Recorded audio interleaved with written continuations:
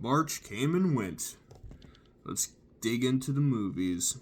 Scream 7, directed by Kevin Williamson, screenplay by Kevin Williamson and Guy Bushwick, story by James Vanderbilt and Guy Bushwick, starring Neve Campbell and Isabel May.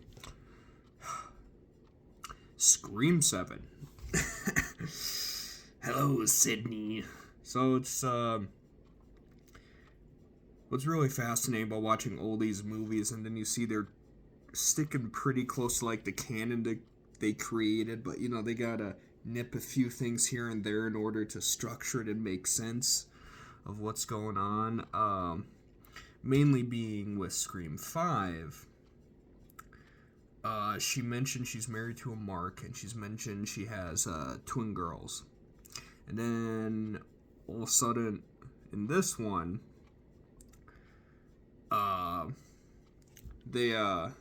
she's got a teenage daughter who's 17. And then it's kind of clever because in Scream 3, Mark is played by Patrick Dempsey. And obviously they couldn't get him back for this one, so Mark, but different last name. I don't know. Joel McHale was great in it as Mark. He's a badass. So Scream 7 is Scream 7. Someone's out for revenge and it's looking to get Sydney's daughter, Tatum. But Tatum doesn't really know anything about her mother because her mother doesn't talk about her past. And so you got drama there with the mother-daughter stuff, and then somebody's, coming at them, and you get to see some old faces, some new faces. There's controversy and shit because they couldn't get Melissa back, and Jenna Ortega backed out, and the radio silence guys backed out of it, and it was bopping around. Finally, it landed on Kevin Williamson. Now, I was super excited because he wrote the first two, and he had these big plans for the third one, but the internet was new and was kind of goofing that movie up, so they constantly had to change things with the third one. That's why the third one is a bit of a mess. And the problem is that he didn't come up with the story, and one of the other guys, Guy Bushwick, helped him write the screenplay. So there's DNA from past scripts and probably past ideas. If Kevin Williamson had full control over this movie, I think we'd be looking at something different. But as it stands, and this hurt me deep because I love the Scream movies. Scream 5 brought it back. Scream 6 I thought was a decent transition. This is the worst Scream movie. This movie is just terrible from beginning to end. The characters in it are fun. It's just, it goes back to the old common denominator. Some twisty shit will happen, like them killing one of the killers and using AI to where they play around, is Stu still alive? And do you know how excited I'd be if they actually brought Stu back? Granted, it'd be stupid, but granted, so is Billy Loomis having a daughter. But that worked for me in Scream 5 and 6. And this movie actually makes fun of it. And the Meek twins show up, Chad and Mindy, but they don't do shit, really. Even though Chad was dating Jenna Ortega in the last whatever. So yeah, you get all this conglomerates of characters, and none of her friends are Tatum's, the daughter's friends, are compelling. None of it happens. There's really no stakes in the movie. The only time there's stakes is if Mark, the dad, is gonna die because he gets jumped and stabbed. And other than that, it just seemed like a really bad retread of the first one because legit they do the. It seems like this movie, if we are self-aware and looking at the camera and making fun of redoing the same scenes, it's okay. It's not. It's sad and annoying. Because they redo the whole Billy sneaking into her window, except it's with Tatum, and it's her boyfriend sneaking in the window, and it's legit playing the same song, which is Gus's cover of Don't Fear the Reaper. Just really, really devastating. And once they released the official poster of it, the two faces that stand out are probably the killer. And it is. 10,000%. There's really no big twists or turns. The two good things about this movie.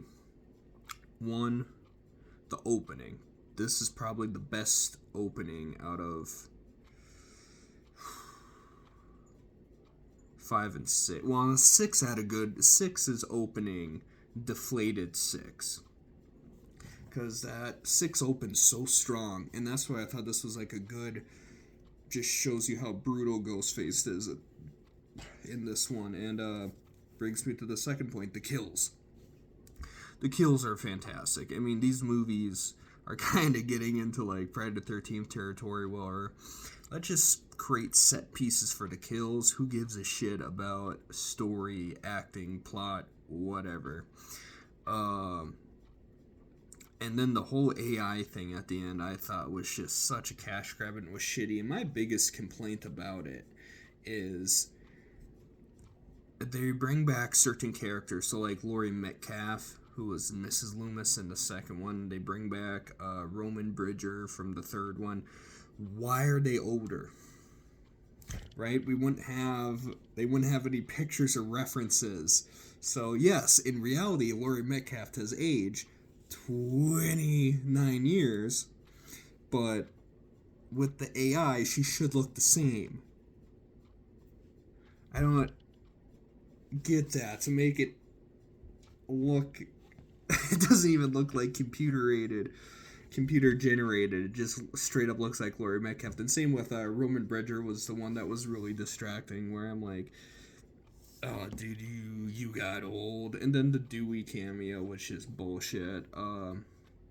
This will most definitely, and be on my worst list. 1 out of 5. This was just heartbreaking to watch. Heartbreaking. Number 2, Undertone, the scariest movie you'll ever hear. Directed by Ian Tucson, written by Ian Tucson, starring Nina Kira. Yeah.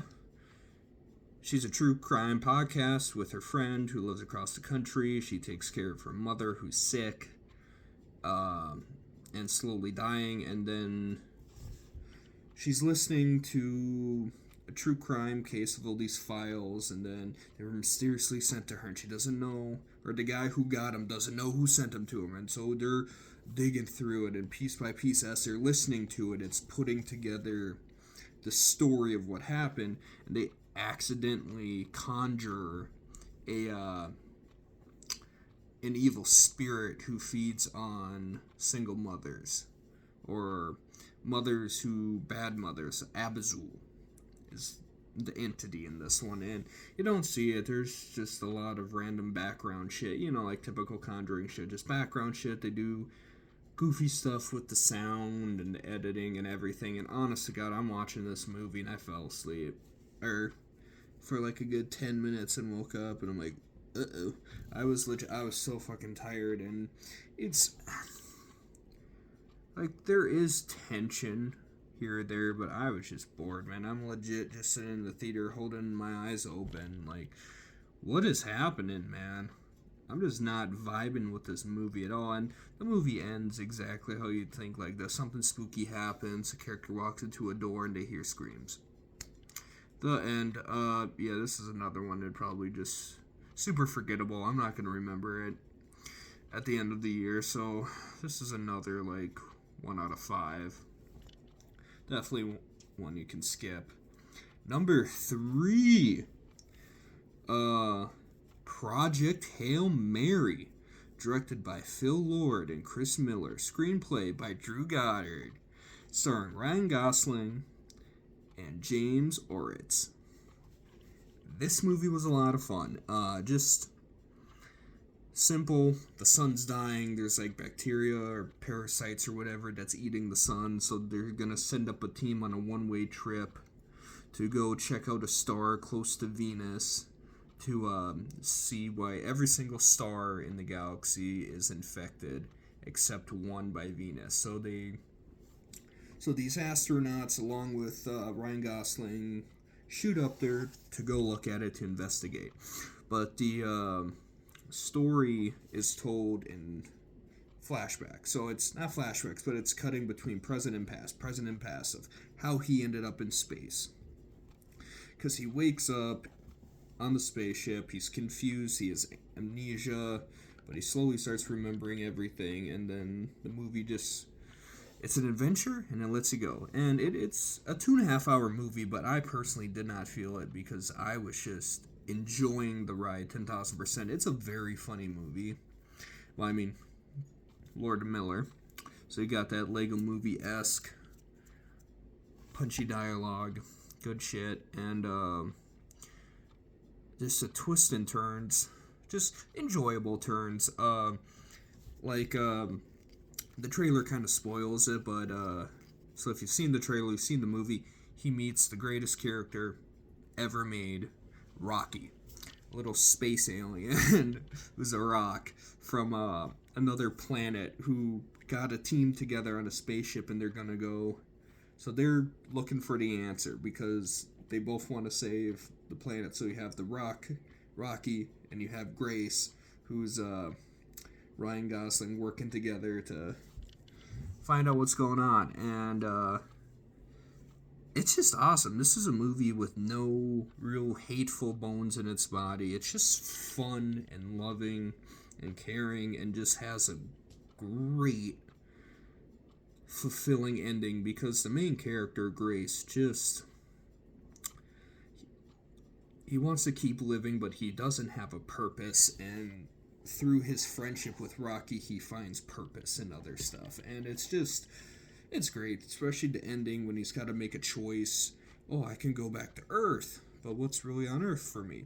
Or I can go and save Rocky, because the particles they have, if you don't wrap them correctly, they can give you like carbon monoxide poisoning, so Rocky could die. So he's kind of caught between this choice, and how it ends, it's just beautiful. It's just him on Rocky's planet, and he's teaching everything because he's a teacher, and it's just fun. And it's just good to see space epic again, because of Star Wars and like the MCU and a bunch of other actiony movies, like there's very few movies in the past 20 years that I felt really showed how epic space can be. You know, Interstellar, Dune, part 1 and 2, probably part 3 when that comes out, and this. And Project Hail Mary just really showed just how awesome and terrifying space can be. I mean, especially just the colors when he's just crawling around on his spaceship, and you just see an outline of him, and it's just like the background of Venus and shit. It's just beautiful. Damn.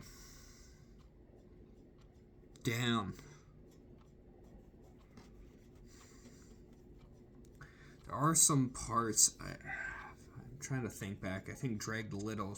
I'm tempted to give it 5 out of 5, but I'll go 4.5 out of 5. Maybe a 4 out of 5. Just because it dragged just an itty bitty little. Yeah, a solid 4.5 out of 5. Final verdict, 4.5 out of 5. Ready or Not, Here I Come. Directed by Matt Benetteri and Tyler Gillette. Written by Guy Bushwick and Rich Murphys. Chris Murphy, my bad. Starring Samara Weaving, Catherine Newton, Sarah Michelle Gellar, Elijah Wood, Sean Holtze. I liked the first one, but the trailer kind of misguided me just a little. Like, I thought it'd be funnier than what it was, but the first Ready or Not is pretty damn serious. Like, the family's bumbling and goofy, and they got little one-liners, but overall it is a pretty serious movie because they're trying to hunt her down and kill her. And never rewatched it since the theater, and then since the new one coming out, I'm like, yeah, Better rewatch it so it's fresh in my mind in case they, make small little references to something or whatnot. And they do play around with it. So it takes place immediately after. So the first one is Samara Weaving marries into his family, pulls the one bad card that says hide and seek, and so she plays hide and seek. But what she doesn't know is the family's legit trying to kill her because there might be a curse. They're not sure if the curse is real. Well, she survives, the curse is real, then everyone blows up because they made a deal to Satan. They're all Satanists. And the second one takes place right after. And the big thing is in the trailer, it shows her sister. And in the sequel, or one of the few things I remembered, I'm like, I thought she didn't have a family. And they address it, small little retcon where it's like, she's like, well, I did grow up in the foster care system with my sister, but I needed to get out, and is what it is. I had to leave my sister behind. But her sister's emergency contact, and that's how they get all intertwined. But because the family failed, the other High Council members, the ball is in play. So then you have all these other family members who are trying to kill her. And it's awesome. Like, I absolutely love this movie. I could just gush about it quite a bit of how much I enjoyed it. Which is funny because when it was first announced in the first trailer, I was just kind of like, meh. I don't really care. But then, more times I saw the trailer, I'm like, okay, that looks fun. And then I watched it, and from beginning to end, I'm like, this is fun. This is just fun. And you get right away in the beginning of how they're setting every character up. You get fucking David Cronenberg, who's on screen for a minute and a half, and he just delivers everything he needs to. And his kids are Sarah Michelle Gellar and Sean Holtzty. Sean Holtzty, for fans of the Pit fans, he's Dr. Abbott, and he alone in this movie makes the movie for me because he starts off, Titus is his character's name. He starts off so kind of goofy, a little goofy and immature, but then as you think he's the weaker one out of the two between him and Sarah Michelle Gellar because she seems a little more in control of everything, and he's a little goofier, a little silly, cracking some jokes. But as the movie goes on, he starts to kind of like, oh, he's a psychopath. Oh, he's an actual psychopath and enjoys being a psychopath. And there's just great, fun little script twists and turns. It does, because of one little twist at the end, they added a new plot device where if a High Council member marries Samara Weaving, because the goal is to kill her in order to be in control of the High Table, if one of the members marries her, they instantly get the spot and they get the High Table seat. And so they're kind of playing with it. So that's introduced at the beginning, or kind of like when the hunt starts. And I was kind of playing in my head. I'm like, okay, I think I know how it's gonna go, and it does kind of go that way. But unlike the first one, where the brother definitely just hates the family and hates he has to do this, but he doesn't really want to betray his family because they're his families, and he knows like they might, like, he's not sure if the curse is real, so he doesn't want to completely help her in the first one because it's like, oh, dude, I can't lose my whole fucking family, lady, I'm sorry. I thought one of the council members would help her, and nobody does, and I think that's kind of great. Or they show sympathy towards her, but they don't have any empathy. Because it's like, this is just what we got to do. And Sarah Michelle Gellar, too. Her and Titus have overall the best arcs out of, like, the council members. But all the other council members are fun, and there's little fun shit too, where like if they can't kill each other, the council members can't kill each other. They can only kill her. So if you do kill each other, your whole bloodline dies. If you're the one who's killed one other member, but if Samara Weaving or Catherine Newton kill one of you, your next of kin has to step up. So there's funny running gags with that. And shout out of the movie, another one of the best side characters in it is Elijah Wood, who plays the lawyer. And just all his little just kind of smirks and just like the little faces he'll make in the background, or just the little like the twists and turns that happen, like with the whole marriage thing, where he just kind of they're all looking at him and he goes, "That's allowed, but you'd be surprised of how little a situation like this is written in the book," which is great. And do a thing at the hospital where she puts on the same dress because that's all she has. But they do a costume change at the end. And fuck, that costume change at the end. Who's ever wardrobe with this movie knocked it out of the park. Like, I think women gonna be cosplaying as that, man. With the fucking devil horns and shit she's got, or the crown she's wearing for the ceremony that's gonna happen. 10 out of 10, man. I fucking love this movie. This will definitely easily be on the best list.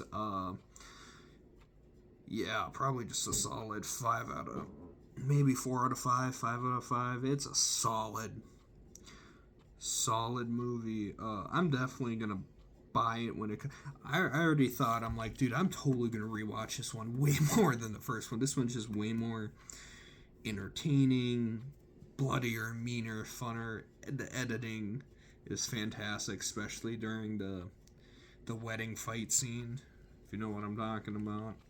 I don't want to spoil it completely because this movie is just a lot of fun, so I would give it a solid 5 out of 5. 5 out of 5. Okay.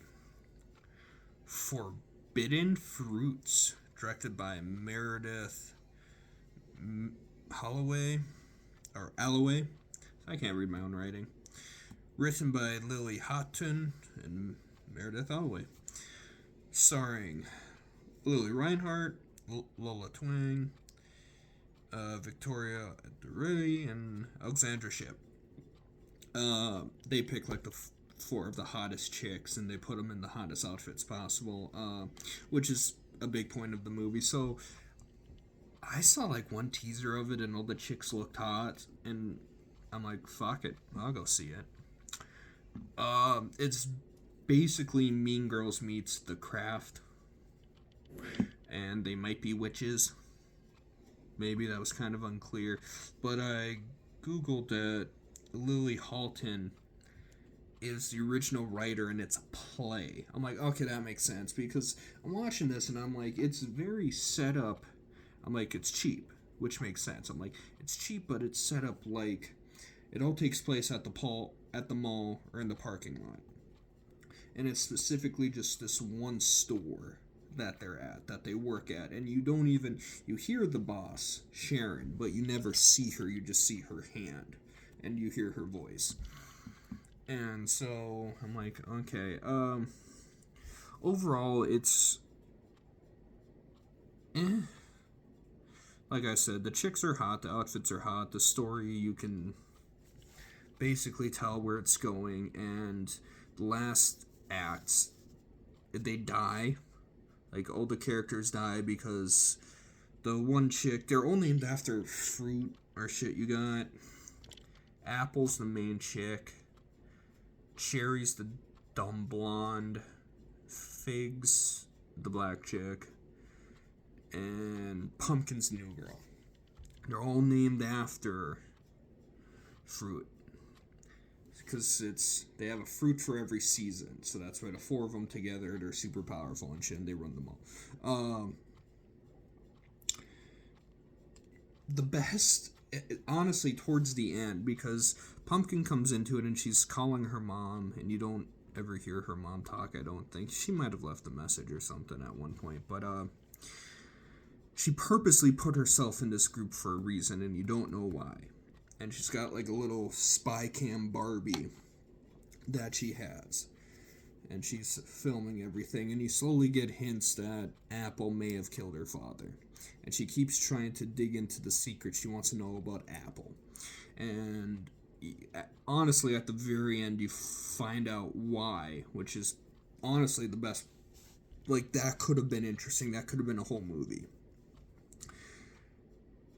because you find out that Pumpkin's dad died and Apple's dad died. And that's why Apple kind of starts to like Pumpkin, so you think. But then you find out that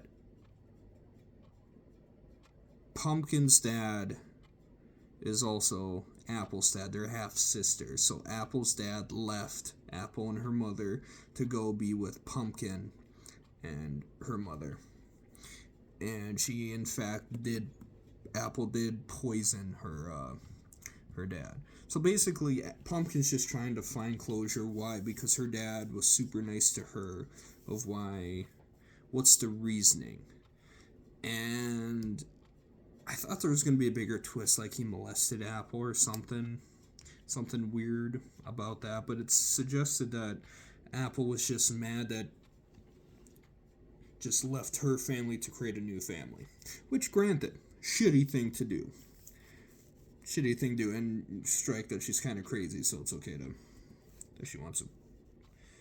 I'm saying that's motivation enough. If they wanted to make her a little more likable, maybe say something that traumatic, but since she's kind of an unredeemable character, and she ends up winning, she ends up killing, well, a big tornado happens and it kills, Cherry falls into the escalator, Fig gets glass in her head and shit, and she ends up drowning Pumpkin.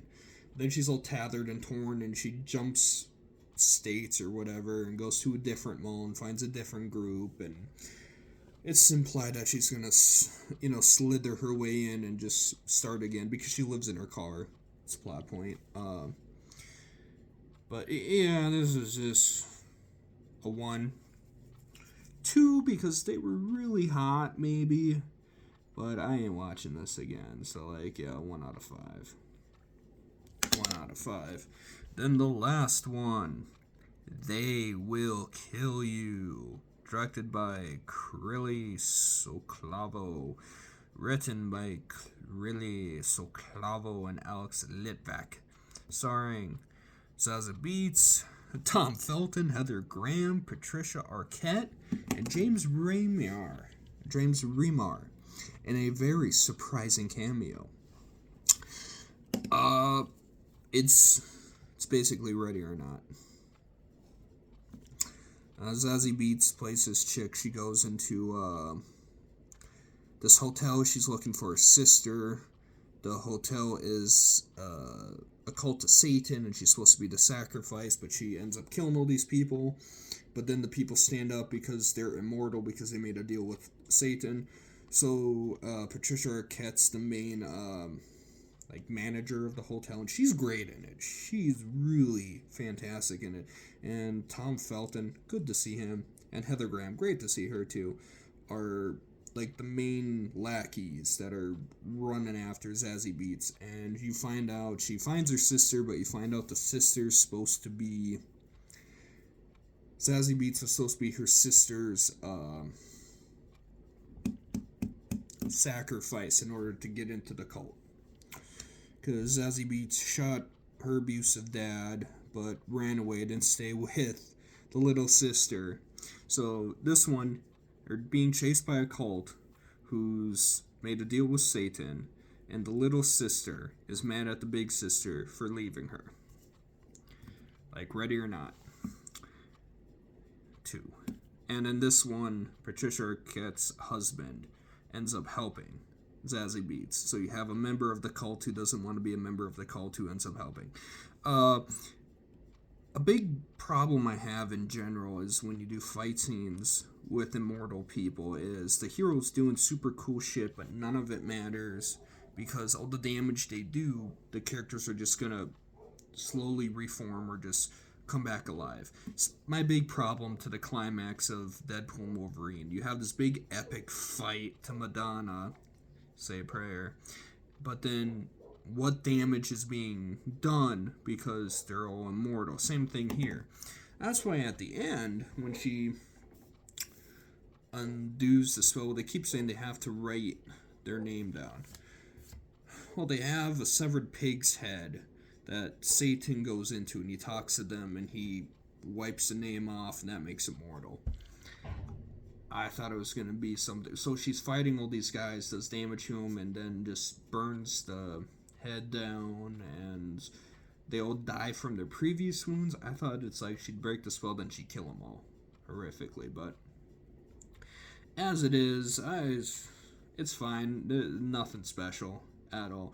Mainly because it's, if I saw this one before Ready or Not, then maybe I'd like it more, but I don't know.